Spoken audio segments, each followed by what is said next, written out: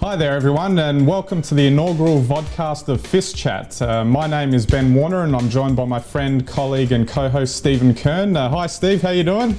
Hi everyone, how are you? His right hand there. The FiST Chat is all about film, science and technology. The two of us have a wide variety of experiences in those fields, and also with their interconnection with multimedia and technology and the like. We'll be bringing you discussions on the various developments and topics that occur within this area, and the idea is just to give you an insight into the developments that occur, and also I guess with the perspective of how we see it from our respective fields and our experiences. And we hope you'll find something interesting and relevant in what we have to say, and hopefully you'll come back and listen to more of our ramblings, which is always a good thing. We haven't as yet worked out what the I stands for in Steve, but sorry, I, Steve. See, I'm getting confused already. The I in FiST. You got any suggestions there, Steve, yet? How about we make it about information? No, beautiful. Absolutely. It fits nicely in between those letters. Science, technology. Fantastic. Absolutely. Now, in terms of our vodcast, it's available for download in MP3 format at www.fistchat.com, and you'll also find links there to YouTube where you can watch us online. There's also we're also on Facebook and Twitter, and you can also subscribe to us via RSS. Now, for those of you joining us from overseas, we're based in Australia. I'm in Melbourne, Steve's in Adelaide. We're hooked up by Skype at the moment, and through some magical osmosis later, we're going to appear together in the final vodcast, which you know, is always an amazing thing. What we thought we'd talk about today is just go through a bit of our background so you get to know us a little bit better. And we thought the best way to do that was to cover the topic of advances in digital technology in relation to filmmaking over the past decade. Now, the last 10 years have seen a lot of changes in technology. I remember when we first met on I think it was the third film I made, Demon. Things were a lot different back then, weren't they? Yeah, what year was that, Ben? Geez, that must have been 99, I think. 99. Things were a lot different back then, that's for sure. I mean, you know, you had your prized possession, which was a single chip Panasonic. Yeah. That's right, I remember that. Images. I remember that. That was, yeah, back when single chip and three chip you know, were all the rage, and you know, I guess they were like the two different classes of digital video at the time. Well, 3-chip at that stage was still pro. Yeah. It hadn't really filtered through. And the other thing that was really interesting back then was your edit suite. Oh, absolutely, yeah. I mean, the old Windows 98 with Premiere 5.1. Yeah, I was actually having a look at some of the details for that the other day, and it was like a trip down memory lane with its you know, 26 gig hard drive, but they didn't actually have the 26 gigs I think at the time, so they had to stripe two 13 gigs in a RAID configuration. So you know, this is like top stuff here. And I remember it cost it was about $6.5 grand, and that was only with the analog capture inputs. And according to the Reserve Bank inflation calculator, that works out to about $9 grand in today's money. So I mean, you can imagine. I mean, that kind of money today, you could buy probably, you know, say 2 or 3 iMacs that can do a hell of a lot more than what that one could, especially because at the time that was a standalone system, and a big thing back then is if you wanted to edit video, the computer could only be set up to edit video. It couldn't do anything else. And even then it was still temperamental because, well, I guess because it had Windows 98 on it, I guess. It was only a year after that I bought a Macintosh G4, and you know, that was like meant to be an incredible advance in computing.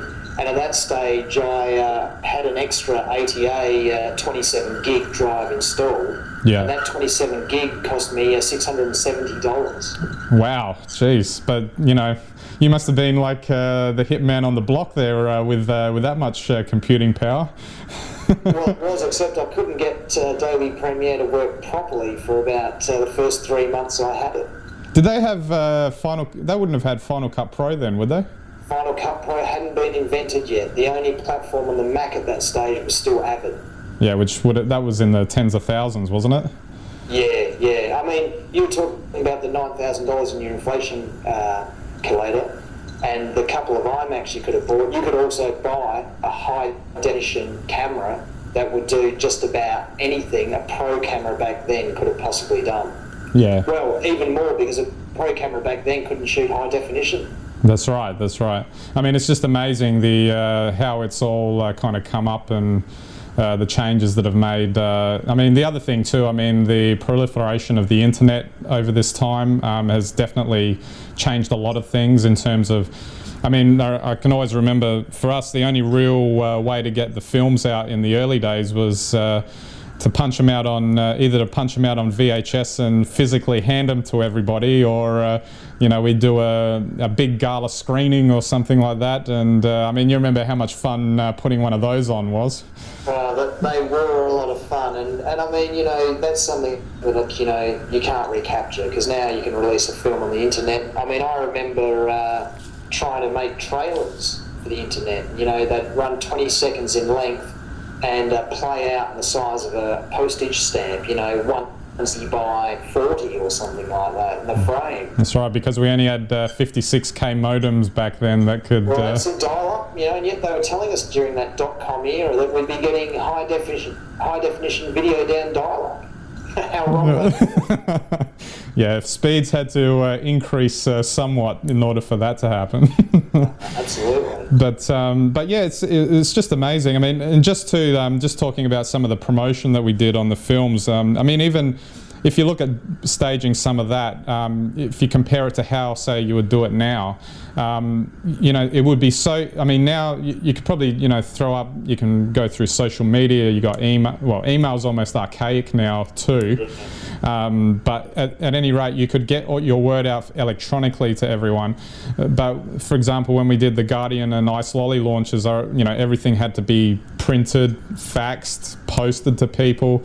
I mean, it was a huge effort, and it's just so much easier now with all the technology. Absolutely, but you know, even at that stage, you know, the fact that we had the computing power to do our own graphics in Photoshop at that stage, and actually do a lot of the basic marketing tools that you do, well, it was incredible in itself. I mean, you know, the fact that full-colour inkjet printers had just been released, never mind it was probably costing us $2 a page, but, you know, you know, it was amazing. And you couldn't really, I don't think we had photographic paper much at that stage yet either. No. You know, to do full poster stuff, which you could today. Yeah. Cool. Okay, let's just we'll move on now into today's era, and I just was recalling the other day our conversation when HDV was, you know, I guess coming into its own, and we were about to take our first steps in buying the cameras for those, and that was around late 2007, early 2008, and I can remember that we were having a technical discussion about the various different formats, because at that stage, and as you can recall, we settled on tape for the simple reason that at that stage that was, I guess, the best format to reproduce the picture. Well, it probably still is. I mean, purely, as much as I hate having a wardrobe full of HD tape, I mean, do you want to have a wardrobe full of flash drive? I don't know. I mean, which one's going to last longer? I mean, that's still debatable at this point. But just to take a quick step back, how much did we pay? Because we both had that same single chip Panasonic. How much did we pay for that? $2,000? Yeah, I think it was around $2,000 back then, yeah. Okay. And then the next step up was the 3 chip. Yep, that's right. about 3.5. Yeah, that's right. Yeah. Okay. Now they were pretty good pictures, but these cameras we're talking about, we paid $1,500 for. That's right. And we got high definition. Now, I bought a Canon which was HDV for personal use, but for work, I actually bought a flash memory one, both the same price. And at the time, the AVC HD was just in its early phases. And people were telling me then in the stores, you know, the salespeople were telling me that AVC HD could never be as good as HDV on tape. And within 12 months, not only did we see flash memory go from a maximum of 4 gig to 6 gig, we also saw the AVC HD codec capable of basically producing quality as good as tape.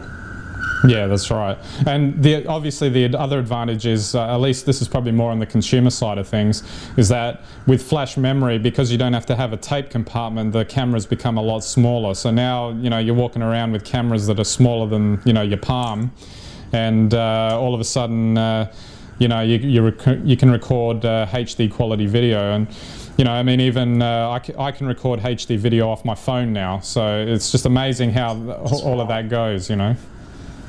Well, that is fascinating, and those HDV cameras with the flash memory now, they're the ones which they strap into rally cars and into jet fighters and anywhere with dust or heat or whatever, because there's no danger for the tape. You know, basically there's no vibration, there's no moving parts, except for probably parts of the lens. I mean, it's a fascinating, you know, thing that they've become fully electronic, fully digital. And just, I guess, just a final point to finish up on. I mean, what would you think about? I mean, we're obviously moving into this era of flash, or at least like some electronic storage, I guess would be the best way to describe it, because there's various formats. Now, given that, you know, one electrical pulse could wipe out the whole thing, I guess backups all of a sudden become a lot more important. What do you think about, you know, you've got like hard drives that you can store it on. Maybe you could, like for me, I store everything in 2 locations. I've got one here, and I've also got one in Adelaide, just in case, you know, something, you know, fire or whatever, and you don't want to lose all that data. But what about like you know, storage through third parties? You know, there are companies that are now offering you know, that kind of electronic storage. Do you think that's a good idea? Well, I don't know if it's a good idea, but I don't think you've got much choice. I mean, honestly, you know, we're now moving. You know, I guess everyone's heard of cloud computing. We're moving away from the personal computer, where we're moving towards group communications through Facebook, Twitter.